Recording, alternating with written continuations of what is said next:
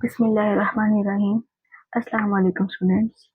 आज हम first year chemistry में चैप्टर नंबर जो 1 है उसमें जो कुछ इम्पोर्टेंट फार्मूलाज हैं उसको डिस्कस करेंगे, जो कि एमडीगेट के हवाले से भी बहुत इम्पोर्टेंट हैं और पेपर्स में ये न्यूमेरिकल्स के फॉर्म में आते हैं। सबसे पहले आपने चार्ट बनाना है।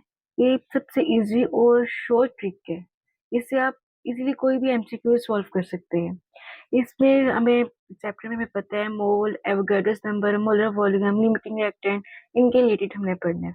सबसे पहले हमारे पास टॉपिक है मोल।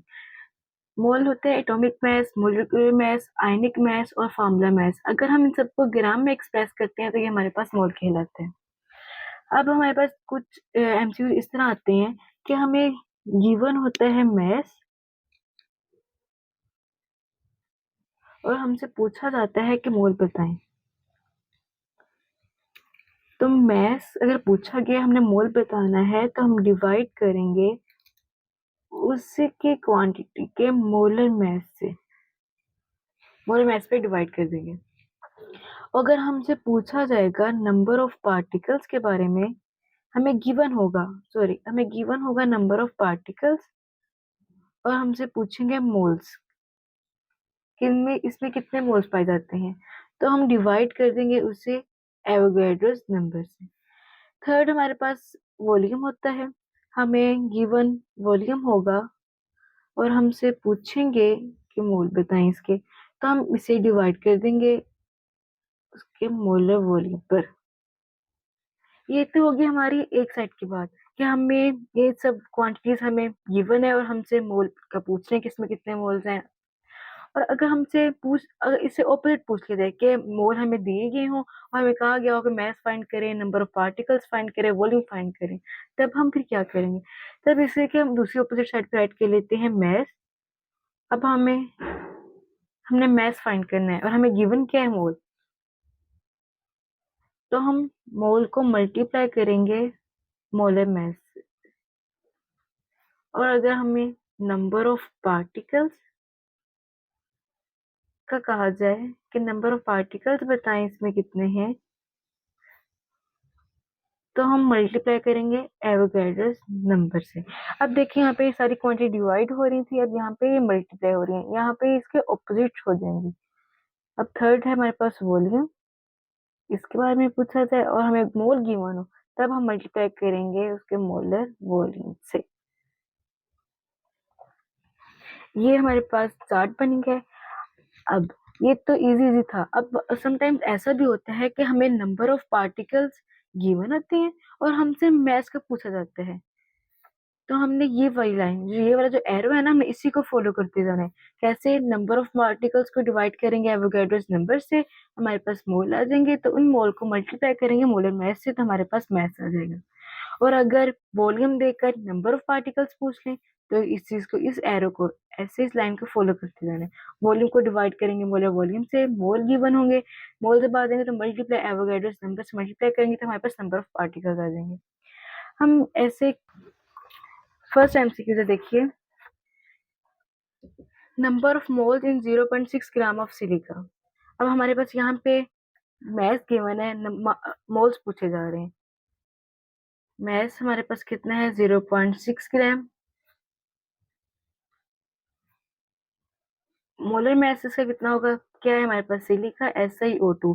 सिलिकॉन का एटॉमिक मास कितना होता है? 28। ऑक्सीजन का 16 होता है। हमारे पास 2 मोल है, मल्टीप्लाई 2, तो ये है, इसको हम प्लस करेंगे तो हमारे पास 60 ग्राम पर मोल आएगा।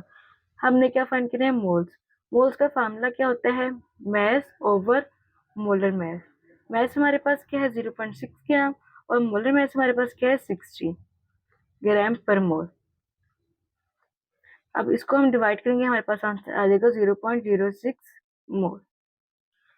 तो अब हमारे पास यहाँ देखिए ऑप्शन कौन सा है, यहाँ पे हमारे पास ऑप्शन है बी। और नेक्स्ट हमारे पास एमसीक्यूज है, volume occupied by 4.4 gram of CO2। अब यहाँ पे भी हमारे पास मैथ्स गिवन है, सेम वही फॉर्मूला। अब मैथ्स हमारे पास गिवन है, हमें सिर्फ वॉल्यूम पूछा गया, जैसे आपको पहले बताया था कि मैथ्स पूछा गया है और हमने वॉल्यूम फाइंड करना है। तो मैथ्स को डिवाइड करेंगे मोलर मैथ्स से, हमारे पास मोल आ जाएंगे, तो हम मल्टीप्लाई करेंगे मोलर वॉल्यूम से, वॉल्यूम आ जाएगा। इसी स्टेप को हम सॉल्व करेंगे। मैस हमारे पास है 4.4 ग्राम, और हमारे पास मोलर मैस CO2 का कितना होता है 40 ग्राम पर मोल। हमसे पूछा क्या गया है वॉल्यूम।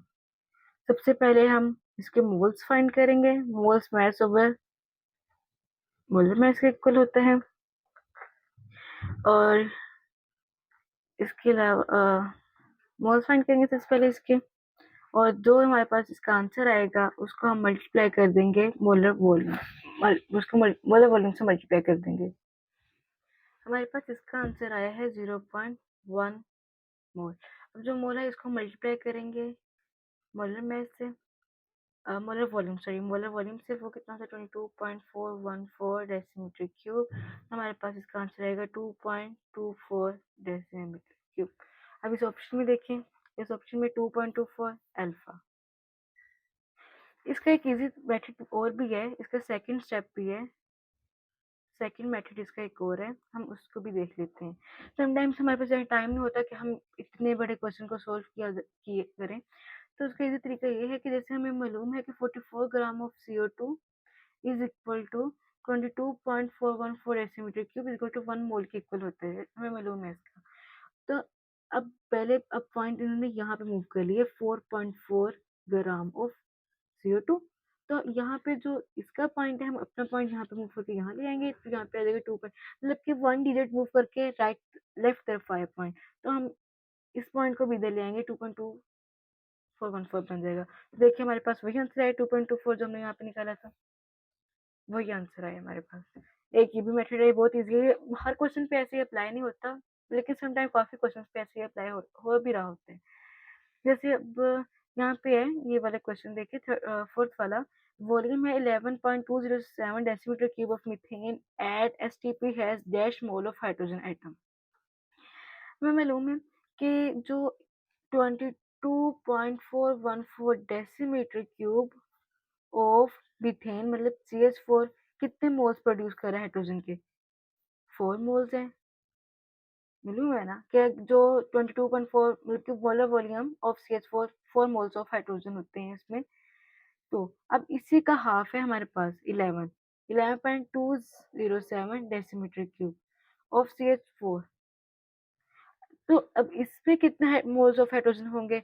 अब जैसे अब इसका हाफ हुआ है तो इस 4 का हाफ कितना हो जाएगा 2 मोल्स ऑफ हाइड्रोजन। जब ये वाली क्वांटिटी हाफ हुई है, इधर वाली वैल्यू हाफ हुई है, तो इधर वाली वैल्यू भी हमारे पास हाफ हो जाएगी।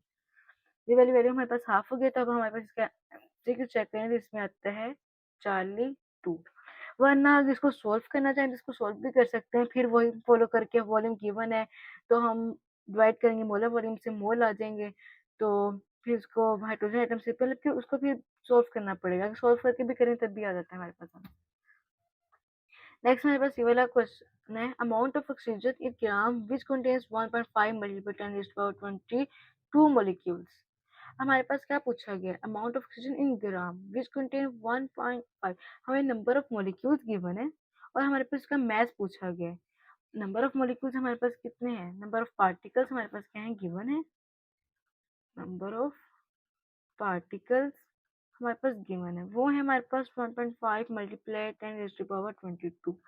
और हमारे पास क्या पूछा गया है मैस का।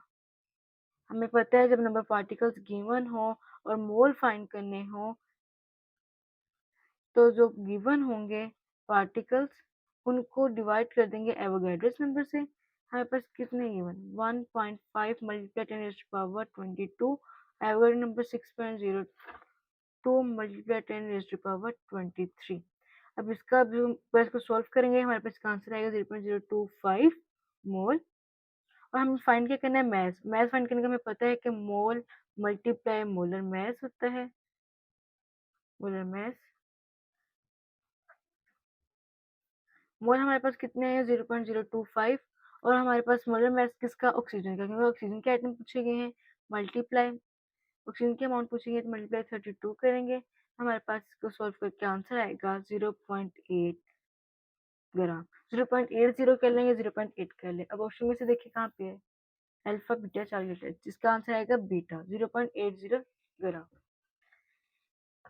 अब नेक्स्ट हमारे पास क्वेश्चन है which of the following has maximum mass, इनमें से किसमें मास जो है उसकी वैल्यू हाई है, उसकी मैक्सिमम मास है।